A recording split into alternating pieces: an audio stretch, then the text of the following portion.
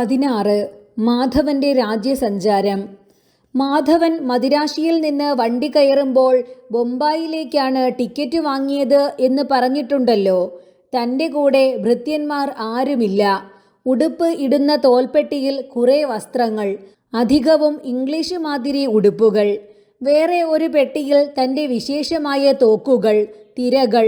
ഒരു ചെറിയ എഴുത്തുപെട്ടിയിൽ തൻ്റെ വക പണം, ഒരു 8-10 പുസ്തകങ്ങൾ. ഇത്ര മാത്രമേ ഒന്നിച്ചെടുത്തിട്ടുള്ളൂ.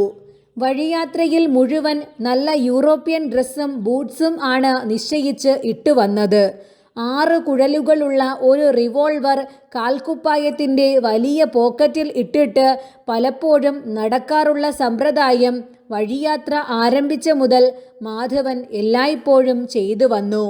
യൂറോപ്പിലേക്ക് തൽക്കാലം പോവേണ്ട എന്നുള്ള സായിവിൻ്റെ ഉപദേശവും കയ്യിൽ ധാരാളം പണമില്ലായ്കയും നിമിത്തം മാധവൻ അരയാൽ ചുവട്ടിൽ വെച്ച് സഞ്ചരിപ്പാൻ നിശ്ചയിച്ചിരുന്ന സ്ഥലങ്ങളെയെല്ലാം മനസ്സുകൊണ്ട് വിട്ട് വടക്കേ ഇന്ത്യയിലും ബർമായിലും സഞ്ചരിക്കാമെന്നുറച്ചു. ബൊംബായിൽ എത്തിയ ഉടനെ അച്ഛൻ കൊടുത്ത ചുവപ്പ് കടുക്കൻ 2ഉം വിറ്റു. അപ്പോൾ വിൽക്കണമെന്നില്ലായിരുന്നു. കയ്യിൽ ഏകദേശം 250 ഉറുപ്പിക നാണ്യമായും നോട്ടായും ഉണ്ടായിരുന്നു. എങ്കിലും തൻ്റെ ആ കാതിൽ കിടക്കുന്ന കടുക്കൻ 2ഉം അപ്പോൾ തനിക്ക് വളരെ ഭാരമായിട്ടും ഉപദ്രവകരമായും തോന്നി അഴിച്ചു വിറ്റു. ഒരു പെരും കള്ളൻ കച്ചവടക്കാരൻ 150 ഉറുപ്പികയ്ക്ക് സാധു മാധവനോട് കടുക്കൻ തട്ടിപ്പറിച്ചു. മാധവൻ ഒരു ഹോട്ടലിൽ ഭക്ഷണം കഴിച്ച് ഉച്ചതിരിഞ്ഞ് 3:30 മണിക്ക് കപ്പൽ കയറുന്ന ബന്ദറിൽ പോയി. കടലിലേക്ക് നോക്കിക്കൊണ്ട് നിന്നു. മാധവന് മനസ്സിന് വളരെ സുഖം തോന്നി. നമ്മുടെ മലയാളത്തിൽ കോഴിക്കോട് മുതലായ ദിക്കിലെ കടപ്പുറങ്ങൾ മാത്രം കണ്ടവർക്ക് ബൊംബായി ബന്ദറിൻ്റെ സ്വഭാവം എങ്ങനെ എന്ന് മനസ്സിൽ യാതൊരു അനുമാനവും ചെയ്യുവാൻ കഴിയുകയില്ല. ഇന്ത്യയിൽ നിന്ന് ബിലാത്തിയിലേക്കും ബിലാത്തിയിൽ നിന്ന് ഇന്ത്യയിലേക്കും നടക്കുന്ന സകല വ്യാപാര കപ്പലുകളും പടക്കപ്പലുകളും ഒന്നാമത് എത്തുന്നത് ബൊംബായിൽ ആണ്. എല്ലാ സമയവും ഈ ബന്ദറിൽ അതിഗംഭീരങ്ങളായ കപ്പലുകൾ നിറഞ്ഞു നിന്നുകൊണ്ടേയിരിക്കും. ബിലാത്തിയിൽ നിന്ന് വരുന്ന മഹാന്മാരായ സകല ജനങ്ങളും ഇവിടെയാണ് ഒന്നാമത് ഇറങ്ങുന്നത്.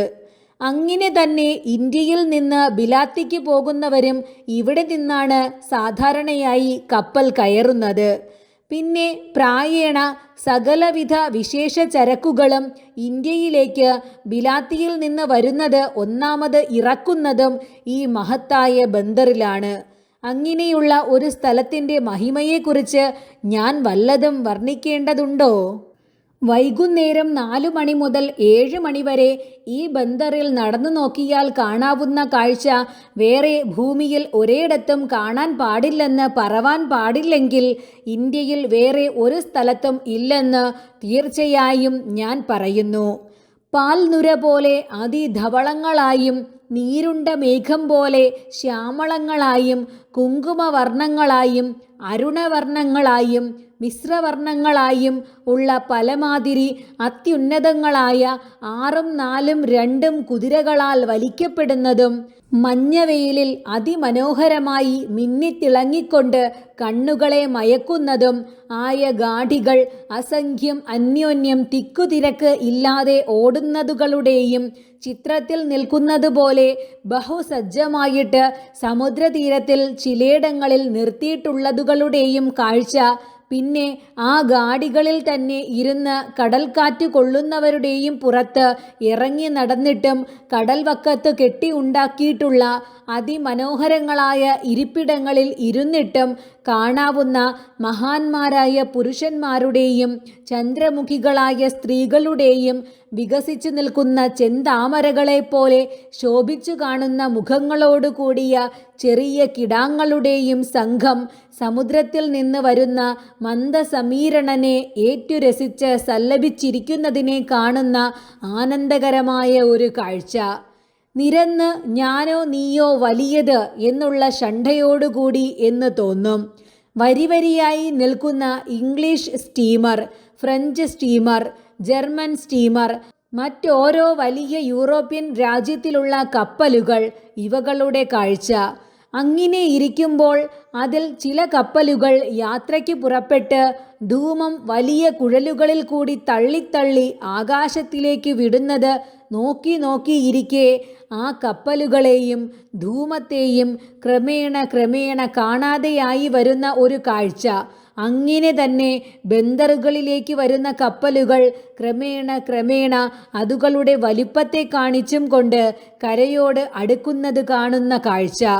വയ്യുംപാടുള്ള മഞ്ഞവെയിലിൽ തട്ടി ഉളിയുന്നതായ അതിഭംഗിയുള്ള ചെറിയ പിച്ചളക്കഴുത്തുകൾ വെച്ച കുഴലുകളിൽ കൂടി പുക വിട്ട് ബഹുമനോഹരമാകും വണ്ണം കപ്പലുകളുടെ സമീപത്തിൽ നിന്ന് പിയറിലേക്കും പിയറിൽ നിന്ന് കപ്പലുകളുടെ സമീപത്തേക്കും അതിമേതുരങ്ങളായി നിൽക്കുന്ന ആ കപ്പലുകളുടെ ചെറുകിടാങ്ങൾ പാഞ്ഞു കളിക്കുന്നതോ എന്ന് മനസ്സിൽ തോന്നിക്കും വിധം അങ്ങട്ടും ഇങ്ങട്ടും ഓടുന്ന ചെറിയ തീ ബോട്ടുകളുടെ അതികൗതുകമായ വ്യാപാരങ്ങളെ കാണുന്ന ഒരു കാഴ്ച. ഒരിടത്ത് സമുദ്രസഞ്ചാരത്തിന് പുറപ്പെട്ടു വന്ന അതിമഹാന്മാരായ ജനങ്ങളും പരിവാരങ്ങളും കപ്പലിൽ കയറുവാൻ പുറപ്പെടുന്നതും അനുയാത്രയ്ക്ക് വന്നവർ ആശീർവചനങ്ങളോടുകൂടി യാത്ര പറഞ്ഞ് വ്യസനിച്ചും കൊണ്ട് പിരിഞ്ഞു പോകുന്നതും കാണാം.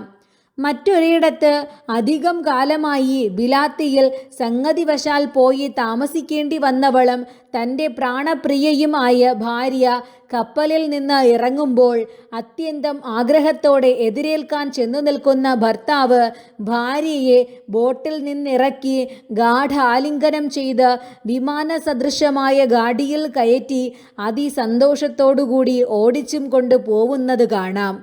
മറ്റൊരിടത്ത് അപ്പോൾ കപ്പലിൽ നിന്ന് ഇറങ്ങിയവരും 4-5 കൊല്ലങ്ങൾ അച്ഛനമ്മമാരെ ഒരു നോക്ക് കണ്ടിട്ടില്ലാത്തവരുമായ കിടാങ്ങളെ അച്ഛനമ്മമാർ വന്ന് എടുത്ത് അത്യന്ത ഹർഷത്തോടുകൂടി ചുംബിച്ച് സന്തോഷ അശ്രുക്കളോടും ഗൽഗതാക്ഷരങ്ങളായ വാക്കുകളോടും കൂടി അന്യോന്യം പ്രേമപരവശന്മാരായി നിൽക്കുന്നതും കാണാം. ഇതിനെല്ലാം പുറമെ ജനങ്ങളുടെ വിനോദത്തിനു വേണ്ടി അവിടെ വെച്ച് പ്രയോഗിക്കുന്ന ബാൻഡ് വാദ്യത്തിൻ്റെ സുഖമായ സംഗീത കോലാഹലം.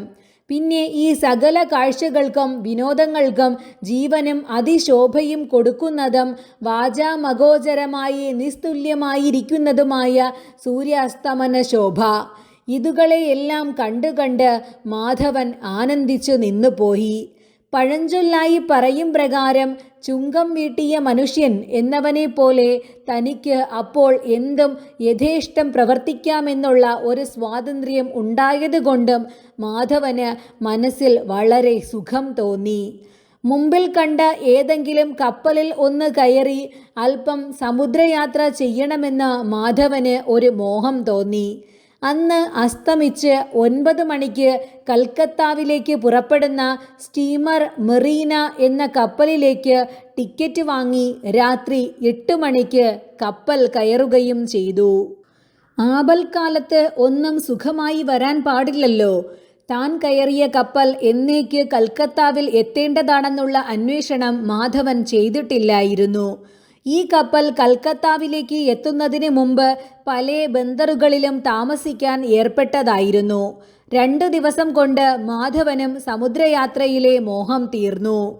എന്നല്ല, ശരീരത്തിന് കുറേശ്ശെ സുഖക്കേടും തുടങ്ങി. മലബാറിന് നേരെ കപ്പൽ എത്തിയപ്പോൾ തന്നെ പുറപ്പെട്ടിട്ട് 9 ദിവസമായിരിക്കുന്നു. മലബാർ രാജ്യം കപ്പലിൽ നിന്ന് കുഴൽ വെച്ച് നോക്കിക്കണ്ടപ്പോൾ ക്ഷണേന മാധവന് വന്ന വ്യസനത്തെക്കുറിച്ച് എങ്ങനെ പറയും?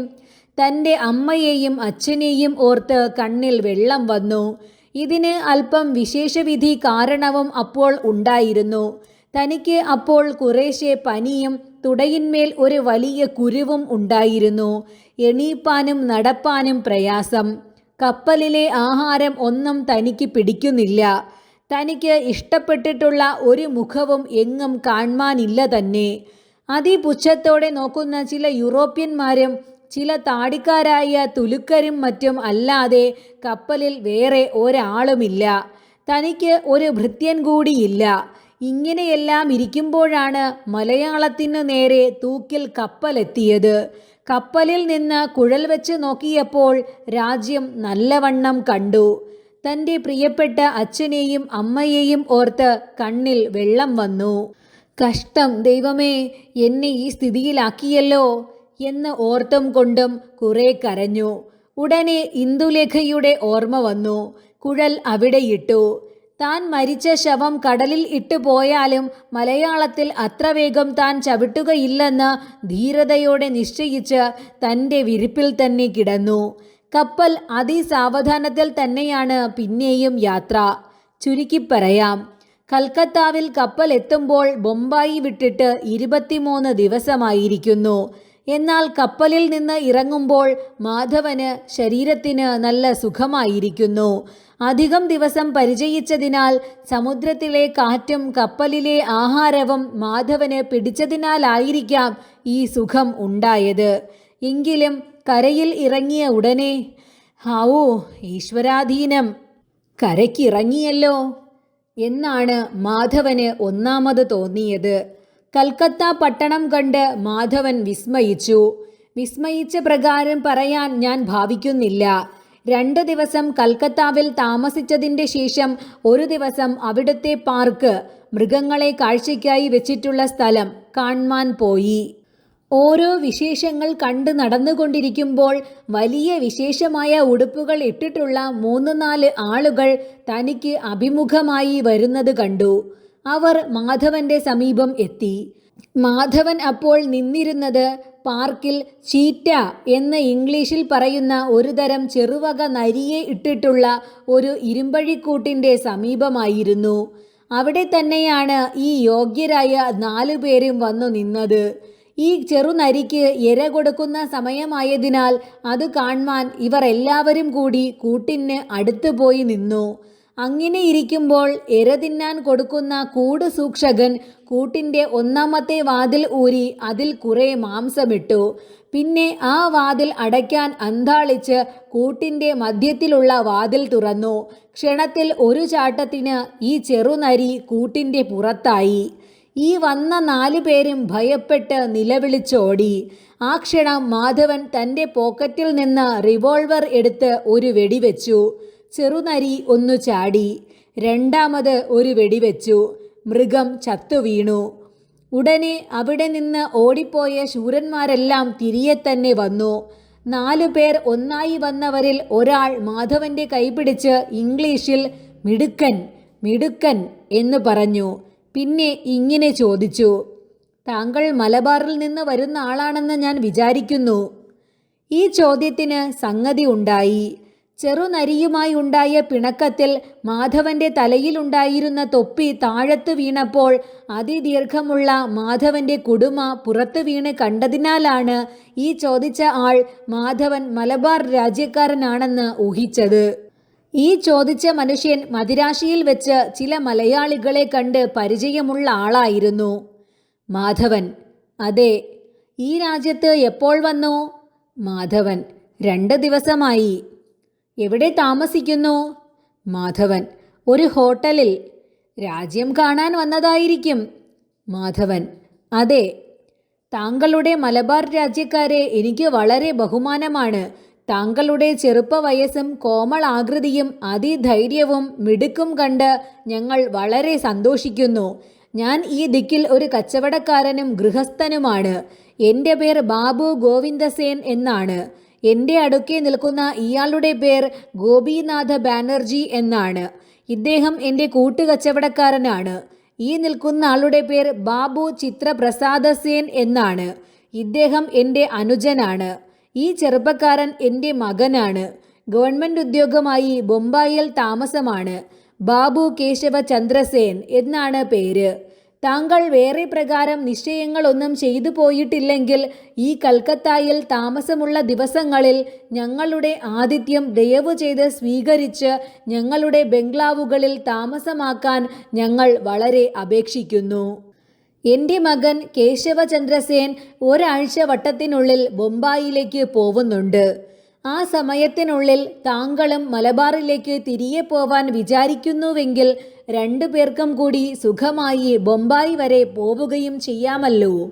സവിനയം 1-ാം തരം ഇംഗ്ലീഷിൽ അത്യാദരവോടെ ഈ മഹായോഗ്യനായ മനുഷ്യൻ പറഞ്ഞ വാക്ക് മാധവന്റെ മനസ്സിനെ ലയിപ്പിച്ചു. മാധവൻ: താങ്കളുടെ ആതിഥ്യം ഞാൻ ആദരവോടുകൂടി സ്വീകരിക്കുന്നു. എനിക്ക് ഈ രാജ്യത്ത് യാതൊരു ബന്ധുക്കളും പരിചയക്കാരും ഇല്ല. താങ്കൾക്ക് അകാരണമായി ഈ ആദരവ് എന്നിൽ ഉണ്ടായത് എൻ്റെ ഭാഗ്യമാണെന്ന് ഞാൻ വിചാരിക്കുന്നു. ചത്ത നരിയുടെ ശവം കുറേ നേരം നോക്കി നിന്ന വിവരങ്ങളെല്ലാം പാർക്കുകീപ്പറെ അറിയിച്ചു. എല്ലാവരും കൂടി പാർക്കുകേറ്റിലേക്ക് വന്നു. അവിടെ നിൽക്കുന്ന 4 അത്യുന്നതങ്ങളായ കുതിരകളെ കെട്ടിയ ഒരു തുറന്ന ബഹുവിശേഷമായ വണ്ടിയിൽ ബാബുമാരും മാധവനും കയറി ബാബു ഗോവിന്ദസേൻ്റെ വീട്ടിലേക്ക് പോകുകയും ചെയ്തു. ബാബു ഗോവിന്ദസേനും അനുജൻ ചിത്രപ്രസാദ സേനും കൽക്കത്താവിലുള്ള കോടീശ്വരന്മാരിൽ അഗ്രഗണ്യന്മാരായിരുന്നു. അവരുടെ ബംഗ്ലാവിൻ്റെ പേർ അമരാവതി എന്നാണ്. പ്രത്യേകിച്ച് തെരുക്കളിൽ നിന്ന് വിട്ട് 4 ഭാഗവും അതിമനോഹരങ്ങളായ പുഷ്പവാടികളെ കൊണ്ട് ചുറ്റപ്പെട്ടിട്ടാണ് ബംഗ്ലാവുകൾ നിൽക്കുന്നത്. ഈ വലിയ തോട്ടത്തിലേക്ക് ഏകദേശം അടുക്കാറായപ്പോഴേക്കു തന്നെ മാധവന്റെ മനസ്സിൽ ബഹു ആശ്ചര്യരസമാണ് ഉണ്ടായത്. 4-5 അത്യുന്നതങ്ങളായ മാളികകൾ ദൂരത്തുനിന്ന് വെളുവെളെ ആകാശത്തിലേക്ക് ഗോപുരങ്ങളോടുകൂടി ഉയർന്നു നിൽക്കുന്നത് കണ്ട് മാധവൻ വിസ്മയിച്ചുപോയി. ഇത്ര ഉയരമുള്ള മാളികകൾ ഇതിൽ മുമ്പ് താൻ കണ്ടിട്ടില്ലെന്ന് ഉള്ളിൽ മാധവൻ നിശ്ചയിച്ചു. ഈ ബംഗ്ലാവുകളുടെ ഉന്നതങ്ങളായ ഗേറ്റുവാതിലുകൾ കടന്ന മുതൽ മാധവന് കാണപ്പെട്ട സകല സാധനങ്ങളും അത്യാശ്ചര്യകരമായിരുന്നു. ഇത് സാക്ഷാൽ ദേവേന്ദ്രൻ്റെ അമരാവതി തന്നെ ആയിരിക്കുമോ എന്ന് തോന്നിപ്പോയി. ദ്രവ്യം നിർദാക്ഷിണ്യമായി ചിലവ് ചെയ്ത് ചെയ്യിപ്പിച്ചിട്ടുള്ള വേലകളല്ലാതെ അവിടെ ഒന്നും മാധവൻ കണ്ടില്ല. അത്യുന്നതങ്ങളായി അനൽപങ്ങളായ ശില്പവേലകളോടുകൂടിയ ഗേറ്റുവാതിൽ കടന്നപ്പോൾ ബംഗ്ലാവുകളുടെ ഉമ്രത്തേക്ക് അർദ്ധചന്ദ്രാകാരമായ ഒരു വഴിയാണ് കണ്ടത്. വിശേഷമായ ചരൽപൂഴി ഇതുകൾ ഇട്ട് ഇടിച്ച നിരത്ത് അതിവിസ്താരത്തിൽ കിടക്കുന്ന ആ വഴിയും അതിൻ്റെ 2 ഭാഗങ്ങളിലും വലക്കെട്ടുമാതിരിയിൽ വെള്ളിപ്പച്ചായ ചെമ്പ് അഴികളെ കൊണ്ട് വിചിത്രതരമായ പണിത്തരത്തിൽ വേലികൾ വെച്ച് അതുകളിൽ അതിസുരഭികളായും മനോഹരങ്ങളായുമുള്ള പൂവള്ളികൾ പിടിപ്പിച്ചിരിക്കുന്നതും അതുകൾക്ക് സമീപം 5-6 ഫീറ്റ് ദൂരമായി റോഡിൽ മനോജ്ഞമായ ആകൃതികളിൽ മാർബിൾ എന്ന കല്ലുകൊണ്ട് അവിടവിടെ ഉണ്ടാക്കി വെച്ച കൃത്രിമ ജലാശയങ്ങളും കണ്ടാൽ ആരുടെ മനസ്സ് വിനോദിക്കയില്ല? ആ അമരാവതിയിലെ എല്ലാ വാസ്തവങ്ങളും പറയുന്നതായാൽ ഞാൻ ഈ എഴുതുന്ന മാതിരിയിൽ 4-5 പുസ്തകങ്ങൾ എഴുതേണ്ടി വരും. ബംഗ്ലാവുകളുടെ ഉമ്രത്ത് വണ്ടിയിൽ നിന്നിറങ്ങി 4 ഭാഗവും നോക്കിയപ്പോൾ ഞാൻ എന്തോ ഒരു സ്വപ്നമോ മറ്റോ കാണുന്നതോ എന്ന് മാധവന് തോന്നിപ്പോയി. മനസ്സിന് അതികൗതുകകരമല്ലാത്ത ഒരു സാധനവും എങ്ങും മാധവൻ കണ്ടില്ല. ബംഗ്ലാവിലെ ഓരോ മുറികളും അതിൽ ശേഖരിച്ച് ഭംഗിയായി വെച്ചിട്ടുള്ള സാമാനങ്ങളും കണ്ടിട്ട് മാധവൻ അത്ഭുതപ്പെട്ടു. പലേ മാതിരിയിൽ സ്വർണ്ണ ഗിൽട്ടിട്ട പച്ച വില്ലൂസ്, നീരാളപ്പട്ട് മുതലായ വിശേഷമാതിരി തുണികൾ കൊണ്ട് വേല ചെയ്ത കിടക്കകൾ തറച്ചതും പലേവിധം അതിമനോഹരമായ കൊത്തുവേലകളോട് കൂടിയതുമായ കസാലകൾ, കോച്ചുകൾ ഓരോ വിസ്തീർണങ്ങളായി അത്യുന്നതങ്ങളായ മുറികളിൽ നിരത്തി വരിവരിയായി വെച്ചവ അസംഖ്യം. മാർബിൾ എന്ന വെള്ളക്കല്ലുകൊണ്ടും വിശേഷമായ മരത്തരങ്ങൾ കൊണ്ടും ദന്തം കൊണ്ടും മറ്റും ഇംഗ്ലീഷ് മാതിരിയായി ഉണ്ടാക്കിയ അതികൗതുകമായ പലേവിധം മേശകൾ, 4 കോൽ 6 കോൽ ദീർഘത്തിൽ തങ്കക്കൂടുകൾ ഇട്ടതും അതുകൾക്ക് എതിരെ സമീപം വെച്ചിട്ടുള്ള അതിമനോഹരങ്ങളായ പലേവിധ സാധനങ്ങൾ അതുകളിൽ പ്രതിഫലിക്കുന്നതിനാൽ ആ വക സകല സാധനങ്ങളെയും ഇരട്ടിപ്പിച്ച് കാണിച്ചും കൊണ്ട് പരിചയമില്ലാത്ത മനുഷ്യനെ പരിഭ്രമിപ്പിക്കുന്നതും ആയ വലിയ നിലക്കണ്ണാടികൾ അസംഖ്യം. 400-500 ദീപങ്ങൾ വെവ്വേറെ കത്തിക്കാനുള്ള വെള്ളിക്കുഴലുകളിൽ ഗോളാകൃതിയായി ചെറിയ ചില്ലിൻ്റെ കൂടുകൾ വെച്ച് സ്വതേ അതിധവളങ്ങളാണെങ്കിലും സൂര്യപ്രഭയോ അഗ്നിപ്രഭയോ തട്ടുമ്പോൾ അനേകവിധമായ വർണ്ണങ്ങളെ ഉജ്ജ്വലിപ്പിച്ചുകൊണ്ട് തൂങ്ങുന്നതും അനേകവിധ കൊത്തുവേലയുള്ളതുമായ സ്ഫടികത്തൂക്കുമാലകളോടുകൂടി വിസ്താരത്തിൽ വൃത്തത്തിൽ നിൽക്കുന്നവകളും വിളക്കുവെച്ചാൽ ചന്ദ്രപ്രഭാപൂരം തന്നെ എന്ന് തോന്നിക്കുന്നതുമായ ലസ്റ്റർ വിളക്കുകൾ, അവിടവിടെ തങ്കവാർണീസും പച്ചരക്ക, മഞ്ഞരക്ക മുതലായ പലവിധ വർണ്ണഛായങ്ങളെ പിടിപ്പിച്ച് മിന്നിത്തിളങ്ങിക്കൊണ്ട് നിൽക്കുന്ന അത്യുന്നതങ്ങളായ മച്ചുകളിൽ നിന്നും വെള്ളിച്ചങ്ങലകളിൽ തൂക്കിവിട്ടവ അനവധി. അത്യുന്നതങ്ങളായ ചുമരുകളിൽ പതിച്ചിട്ടുള്ള അത്യാശ്ചര്യകരങ്ങളായ ചിത്രക്കണ്ണാടിക്കൂടുകളുടെ ഇടയ്ക്കിടെ സ്വർണവർണ്ണങ്ങളായും രൂപ്യമയമായുമുള്ള തണ്ടുകളിൽ ഇറക്കി ചുമരിൽ പതിച്ചു നിർത്തിയിട്ടുള്ള വാൾസെറ്റ് എന്ന് ഇംഗ്ലീഷിൽ പറയുന്ന വിളക്കുകൾ സ്ഫടികത്തൂക്കുകളോടുകൂടി വെളുത്തും നീലവർണ്ണങ്ങളായും മഞ്ഞ നിറത്തിലുമുള്ള ചായങ്ങളും വാർണീസുകളും കൊടുത്ത് അതിഗംഭീരങ്ങളായി നിൽക്കുന്ന ചുമരുകളെ അലങ്കരിച്ചും കൊണ്ട് നിൽക്കുന്നവ അനവധി. ചിലയിടങ്ങളിൽ മാർബിൾ കൽ കടഞ്ഞുണ്ടാക്കിയ പലകകൾ പതിച്ചുമുള്ള നിലങ്ങൾ. അത്യുന്നതങ്ങളായ സൗധങ്ങളിൽ കയറുവാൻ പത്മാകൃതിയിലും നാഗാകൃതികളിലും മറ്റും അതിമനോഹരമാം വണ്ണം ഉണ്ടാക്കപ്പെട്ടിട്ടുള്ളതും അതിഗംഭീരങ്ങളായും ഉള്ള കോണികൾ. കഴുത്തിനും അടിക്കും മാത്രം സ്വർണ്ണരക്ക കൊടുത്ത ശേഷം മുഴുവനും വെള്ളച്ചായമോ പച്ചച്ചായമോ മഞ്ഞച്ചായമോ ഇട്ട് പീവരങ്ങളായി അത്യുന്നതങ്ങളായി നിൽക്കുന്ന സ്തംഭങ്ങൾ, മനോഹരങ്ങളായ ജാലകങ്ങൾ, വാതിലുകൾ, വിലയേറിയ പട്ടുവളകൾ കൊണ്ടുണ്ടാക്കിയ തിരകൾ, വെള്ളി കൊണ്ടും സ്വർണം കൊണ്ടും ഗിൽറ്റിട്ട് നീരാളപ്പട്ടു തിരയിട്ട വില്ലൂസുകൊണ്ടും പട്ടുകൊണ്ടുമുള്ള കിടക്കകൾ, ഉപധാനങ്ങൾ, വെള്ളി മേക്കട്ടി, ഇതുകളോടുള്ള കട്ടിലുകൾ, ഈ വക ഓരോ സാധനങ്ങൾ മാധവൻ കണ്ടതുകളെക്കുറിച്ച് ശരിയായി വർണ്ണിക്കാൻ ആരാൽ കഴിയും? മേൽക്കുമേൽ അതിഗംഭീരങ്ങളായി നിൽക്കുന്ന സൗധങ്ങളുടെ അഗ്രത്തിൽ കാണപ്പെടുന്ന ചന്ദ്രശാലകളെ കണ്ടാൽ ആരുടെ മനസ്സ് കുതൂഹലപ്പെടാതിരിക്കും? 5-6 നില മാളികകൾ മേൽക്കുമേൽ കഴിഞ്ഞാൽ അതുകളുടെ ഉപരി ഓരോ ചന്ദ്രശാലകൾ എന്ന് പറയപ്പെടുന്ന മേപ്പുരയില്ലാത്ത വെൺമാടമേടകളെ കാണാം. ഈ ചന്ദ്രശാലകളുടെ സ്ഥലങ്ങൾ ചിലയിടങ്ങളിൽ ശുദ്ധ സ്ഫടികം പടുത്തും ചിലയിടങ്ങൾ കുപ്പിക്കിണ്ണക്കൂട്ട് ഉരുക്കി മെഴുകി ഉരപ്പിച്ച് പലവിധമായ ചായങ്ങളിൽ അതിന്മേൽ ലതാകൃതികളായും പുഷ്പാകൃതികളുമായുമുള്ള ചിത്രങ്ങളെ കൊണ്ട് അലങ്കരിക്കപ്പെട്ടും ചിലയിടങ്ങൾ ശുദ്ധ മുത്തുശിപ്പി കടഞ്ഞ് പലകയാക്കി പടുത്തും ചിലയിടങ്ങൾ വിശേഷവിധിയായി ഭംഗിയുള്ള പട്ടുപായകളെ കൊണ്ട് മൂടിയും കാണാം.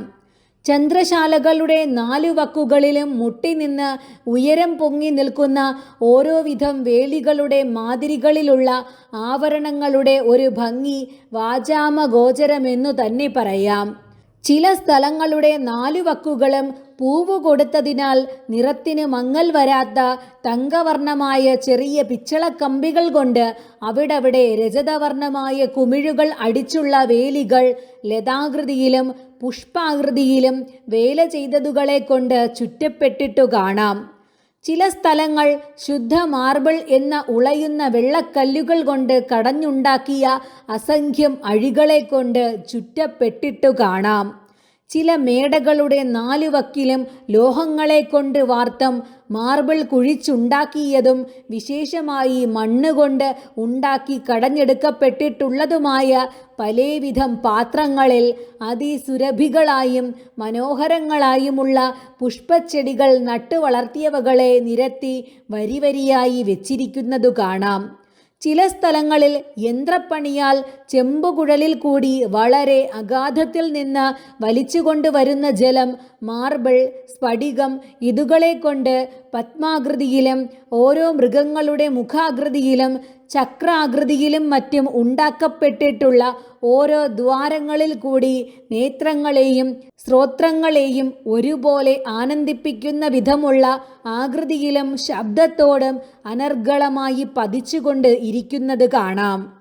ഇങ്ങനെ ആ അമരാവതി ബംഗ്ലാവിൽ മാധവനാൽ കാണപ്പെട്ട സാധനങ്ങളുടെ അവസ്ഥയെപ്പറ്റി പറഞ്ഞ് മനസ്സിലാക്കുവാനുള്ള വാക്മിത്വം എനിക്ക് ഇല്ലെന്ന് ഞാൻ വിചാരിക്കുന്നതിനാൽ ഇനി ചുരുക്കി പറയാം.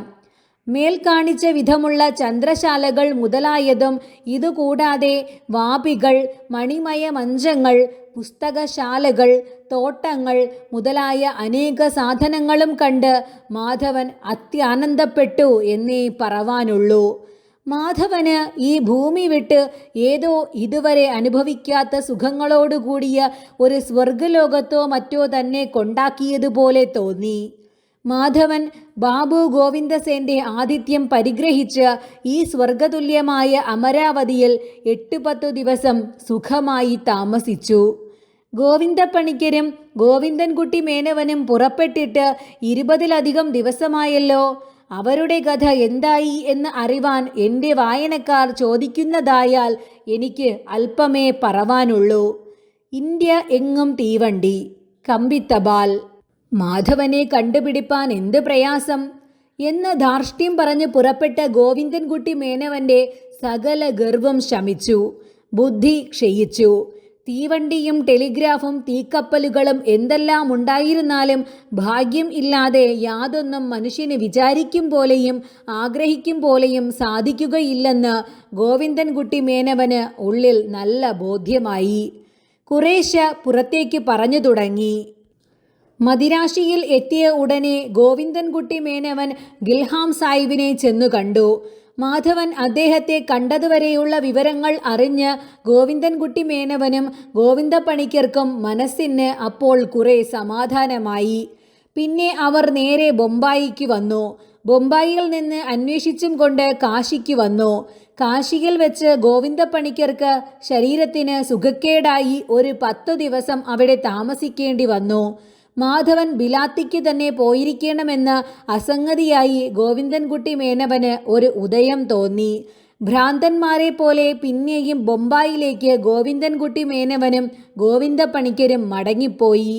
പലവിധ അന്വേഷണങ്ങളും അതിസൂക്ഷ്മമായി 5-6 ദിവസം ചെയ്തതിൽ മുൻകുടുമയുള്ള ചെറുപ്പക്കാരനായ ഒരാൾ കുറേ ദിവസങ്ങൾക്ക് മുമ്പ് കപ്പൽ കയറിയിട്ടുണ്ടെന്നറിഞ്ഞു. ഉടനെ ബിലാത്തിക്ക് കപ്പൽ കയറിയവരുടെ പേര് വിവരം പോർട്ടാപ്പീസിലും മറ്റും പോയി സൂക്ഷ്മമായി അറിഞ്ഞു. അതിൽ ഒന്നും മാധവന്റെ പേർ കാണാനില്ല. പക്ഷേ മാധവൻ പേര് മാറ്റിപ്പറഞ്ഞിരിക്കാം എന്ന് ശങ്കിച്ചു. എന്നാൽ സൂക്ഷ്മത്തിൽ അങ്ങനെയല്ല. മാധവൻ ശരിയായ പേര് പറഞ്ഞിട്ട് തന്നെയാണ് കപ്പൽ കയറിയത്. എന്നാൽ അത് കൽക്കത്താവിലേക്കുള്ള കപ്പലുകളിൽ കയറിയ ആളുകളുടെ പേർ കാണുന്ന പുസ്തകത്തിലാണ് ചേർത്തിട്ടുള്ളത്. പിന്നെ ബ്രീൻഡിസ് വഴിയും മാർസിയൽസ് വഴിക്കും ബിലാത്തിക്കുള്ള കപ്പലുകൾ കയറിയ ആളുകളുടെ പേർ ലിസ്റ്റ് നോക്കിയാൽ മാധവന്റെ പേർ കാണുമോ? ചെറുമനുഷ്യ, നിന്റെ അവസ്ഥ എത്ര നിസ്സാരം. ഗോവിന്ദൻകുട്ടി മേനവൻ പാസഞ്ചർമാരുടെ ലിസ്റ്റ് ഏത് ബുക്കിൽ നിന്ന് വായിച്ചുവോ അതിൽ മറ്റൊരിടത്ത് മാധവന്റെ പേർ വെളിവായി എഴുതിയിട്ടുണ്ട്. അവിടെ ഗോവിന്ദൻകുട്ടി മേനവൻ നോക്കാൻ ഭാവമില്ല. എന്ത് ചെയ്യും? ഭാഗ്യത്തോടു കൂടി തന്നെ ഇരിക്കണം ബുദ്ധിസാമർഥ്യം, അല്ലെങ്കിൽ കാര്യസിദ്ധി പ്രയാസം. ഗോവിന്ദപ്പണിക്കർക്ക് ബനാറസിൽ നിന്ന് ബൊമ്പായിൽ മടങ്ങിയെത്തിയപ്പോൾ പിന്നെയും ശരീരത്തിന് സുഖക്കേടായി. കൽക്കത്താവിലേക്ക് പോയി അവിടെ നിന്ന് ബർമ്മയിലേക്ക് പോവണമെന്നാണ് ഇവർ ഉറച്ചത്. തൽക്കാലം ഗോവിന്ദപ്പണിക്കർക്ക് പുറപ്പെടാൻ തക്ക സുഖമില്ലാത്തതിനാൽ 2-4 ദിവസം കഴിഞ്ഞ് പോവാമെന്ന് വെച്ച് ബൊമ്പായിൽ തന്നെ താമസിച്ചു. ഗോവിന്ദൻകുട്ടി മേനവന് പല വിദ്യകളും തോന്നിയതിൽ ന്യൂസ് പേപ്പറിൽ പ്രസിദ്ധപ്പെടുത്തണം എന്ന് തോന്നി. ആദ്യത്തിൽ 1-2 പ്രാവശ്യം ചില ന്യൂസ് പേപ്പറുകളിൽ ഇന്ദുലേഖയെപ്പറ്റി ഉണ്ടാക്കിയ കളവായ വർത്തമാനങ്ങളെക്കുറിച്ച് എഴുതിയിരുന്നു. ആ പ്രസിദ്ധപ്പെടുത്തിയ ദിവസങ്ങളിൽ മാധവൻ കപ്പലിൽ കിടന്ന് വിഷമിക്കുന്ന കാലമായിരിക്കും എന്ന് ഞാൻ വിചാരിക്കുന്നു. ഏതുവിധമായാലും മാധവൻ ഈ പ്രസിദ്ധപ്പെടുത്തിയ പേപ്പർ യാതൊന്നും കണ്ടതേയില്ല. നിശ്ചയം തന്നെ.